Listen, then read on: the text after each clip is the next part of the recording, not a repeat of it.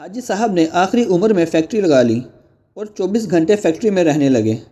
وہ 16 سے 18 گھنٹے دفتر میں کام کرتے اور جب تھک جاتے تو فیکٹری کے گیسٹ ہاؤس میں ہی سو جاتے تھے۔ حاجی صاحب کے مزاج کی یہ تبدیلی سب کے لیے حیران کن تھی۔ وہ 30 برس تک دنیا داری، کاروبار اور روپے پیسے سے الگ تھلگ رہے تھے۔ انہوں نے یہ عرصہ عبادت اور ریاضت میں گزارا تھا اور اللہ تعالیٰ نے انہیں اس ریاضت کا بڑا خوبصورت صلہ دیا تھا۔ وہ اندر سے روشن ہو گئے تھے۔ وہ صبح 8 بجے اپنی بیٹھک کھولتے تھے اور رات گئے تک ان کے گرد لوگوں کا مجمع رہتا تھا۔ لوگ اپنی اپنی حاجت لے کر ان کے پاس آتے تھے۔ وہ ان کے لیے دعا کا ہاتھ بلند کر دیتے تھے اور اللہ تعالیٰ سائل کے مسائل حل فرما دیتا تھا۔ اللہ تعالیٰ نے ان کی دعاؤں کو قبولیت سے سرفراز کر رکھا تھا۔ لیکن پھر اچانک حاجی صاحب کی زندگی نے پلٹا کھایا۔ وہ ایک دن اپنی گدی سے اٹھے، بیٹھک بند کی، اپنے بیٹوں سے سرمایہ لیا اور گارمنٹس کی ایک درمیانے درجے کی فیکٹری لگا لی۔ انہوں نے اس فیکٹری میں 500 خواتین رکھی۔ خود اپنے ہاتھوں سے یورپی خواتین کے لیے کپڑوں کے نئے ڈیزائن بنائے۔ یہ ڈیزائن یورپ بھجوائے، باہر سے آرڈر آئے اور حاجی صاحب نے مال بنانا شروع کر دیا۔ یوں ان کی فیکٹری چل نکلی اور حاجی صاحب دونوں ہاتھوں سے ڈالر سمیٹنے لگے۔ دنیا میں اس وقت گارمنٹس کی کم و بیش 2-3 کروڑ فیکٹریاں ہوں گی اور ان فیکٹریوں کے اتنے ہی مالکان ہوں گے، لیکن ان 2-3 کروڑ مالکان میں حاجی صاحب جیسا کوئی دوسرا کردار نہیں ہوگا۔ پوری دنیا میں لوگ بڑھاپے تک کاروبار کرتے ہیں اور بعد ازاں روپے پیسے اور اکاؤنٹ سے طائب ہو کر اللہ اللہ شروع کر دیتے ہیں، لیکن حاجی صاحب ان سے بالکل الٹ ہیں۔ انہوں نے 35 سال کی عمر میں کاروبار چھوڑا اور اللہ سے لو لگا لی، لیکن جب وہ اللہ کے قریب ہو گئے تو اچانک اپنی آباد خانقاہ چھوڑی اور مکروہات کے گڑھے میں چھلانگ لگا دی۔ وہ دنیا کے واحد بزنس مین ہیں جو فیکٹری سے درگاہ تک گئے تھے اور پھر درگاہ سے واپس فیکٹری پر آ گئے۔ حاجی صاحب کی کہانی ایک کتے سے شروع ہوئی تھی اور کتے پر ہی ختم ہو گئی۔ حاجی صاحب کی گارمنٹس کی فیکٹری تھی۔ حاجی صاحب صبح صبح فیکٹری چلے جاتے اور رات بیگنے تک کام کرتے تھے۔ ایک دن وہ فیکٹری پہنچے تو انہوں نے دیکھا کہ ایک درمیانے قد کاٹ کا کتا گھسٹ گھسٹ کر ان کے گودام میں داخل ہو رہا ہے۔ حاجی صاحب نے غور کیا تو پتہ چلا کہ کتا شدید زخمی ہے۔ شاید وہ کسی گاڑی کے نیچے آ گیا تھا جس کے باعث اس کی 3 ٹانگیں ٹوٹ گئی تھیں اور وہ صرف ایک ٹانگ کے ذریعے اپنے جسم کو گھسیٹ کر ان کے گودام تک پہنچا تھا۔ حاجی صاحب کو کتے پر بڑا رحم آیا۔ انہوں نے سوچا کہ وہ کتے کو جانوروں کے کسی ڈاکٹر کے پاس لے جاتے ہیں، اس کا علاج کراتے ہیں اور جب کتا ٹھیک ہو جائے گا تو وہ اسے گلی میں چھوڑ دیں گے۔ حاجی صاحب نے ڈاکٹر سے رابطے کے لیے فون اٹھایا، لیکن نمبر ملانے سے قبل ان کے دل میں ایک انوکھا سا خیال آیا اور حاجی صاحب نے فون واپس رکھ دیا۔ حاجی صاحب نے سوچا کہ کتا شدید زخمی ہے، اس کی 3 ٹانگیں ٹوٹ چکی ہیں، اس کا جبڑا زخمی ہے اور پیٹ پر بھی چوٹ کا نشان ہے، چنانچہ کتا روزی روٹی کا بندوبست نہیں کر سکتا۔ حاجی صاحب نے سوچا کہ اب دیکھنا یہ ہے کہ قدرت اس کتے کی خوراک کا بندوبست کیسے کرتی ہے۔ حاجی صاحب نے مشاہدے کا فیصلہ کیا اور چپ چاپ بیٹھ گئے۔ وہ کتا سارا دن گودام میں بے ہوش پڑا رہا۔ شام کو جب اندھیرا پھیلنے لگا تو حاجی صاحب نے دیکھا کہ ان کی فیکٹری کے گیٹ کے نیچے سے ایک دوسرا کتا اندر داخل ہوا۔ کتے کے منہ میں ایک لمبی سی بوٹی تھی۔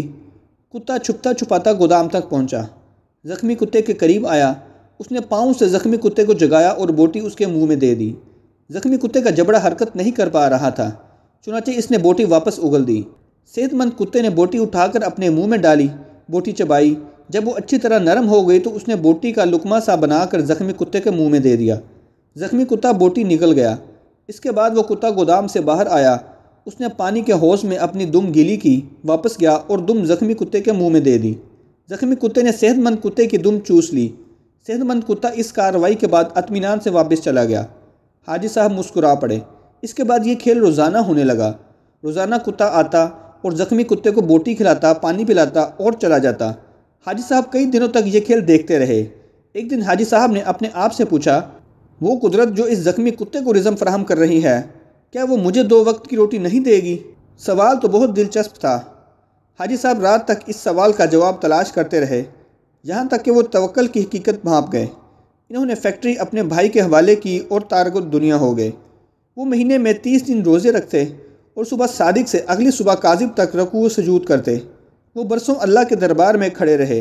اس عرصے میں اللہ انہیں رزق بھی دیتا رہا اور ان کی دعاؤں کو قبولیت بھی، یہاں تک کہ وہ صوفی بابا کے نام سے مشہور ہو گئے اور لوگ ان کے پاؤں کی خاک کا تعویذ بنا کر گلے میں ڈالنے لگے۔ لیکن پھر ایک دوسرا واقعہ پیش آیا اور صوفی بابا دوبارہ حاجی صاحب ہو گئے۔ یہ سردیوں کی ایک نیم گرم دوپہر تھی۔ صوفی بابا کی بیٹھک میں درجنوں عقیدت مند بیٹھے تھے۔ صوفی بابا ان کے ساتھ روحانیت کے رموز پر بات چیت کر رہے تھے۔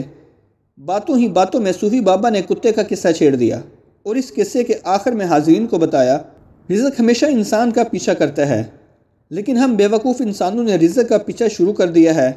اگر انسان کا توکل زندہ ہو تو رزق انسان تک ضرور پہنچتا ہے، بالکل اس کتے کی طرح جو زخمی ہوا تو دوسرا کتا اس کے حصے کا رزق لے کر اس کے پاس آ گیا۔ میں نے اس زخمی کتے سے توکل سیکھا، میں نے دنیا داری ترک کی اور اللہ کی راہ میں نکل آیا۔ آج اس راہ کا انعام ہے کہ میں آپ کے درمیان بیٹھا ہوں۔ ان 30 برسوں میں کوئی ایسا دن نہیں گزرا جب اللہ تعالیٰ نے کسی نہ کسی وسیلے سے مجھے رزق نہ دیا ہو، یا میں کسی رات بھوکا سویا ہوں۔ میں ہمیشہ اس زخمی کتے کو تھینک یو کہتا رہتا ہوں جس نے مجھے توکل کا سبق سکھایا تھا۔ صوفی بابا کی محفل میں ایک نوجوان پروفیسر بھی بیٹھا تھا۔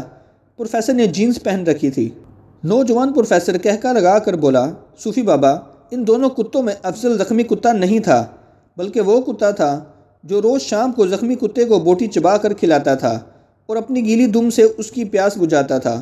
کاش آپ نے زخمی کتے کے توکل کی بجائے صحت مند کتے کی خدمت، قربانی اور اثار پر توجہ دی ہوتی تو آج آپ کی فیکٹری 500-600 لوگوں کا چولہا جلا رہی ہوتی۔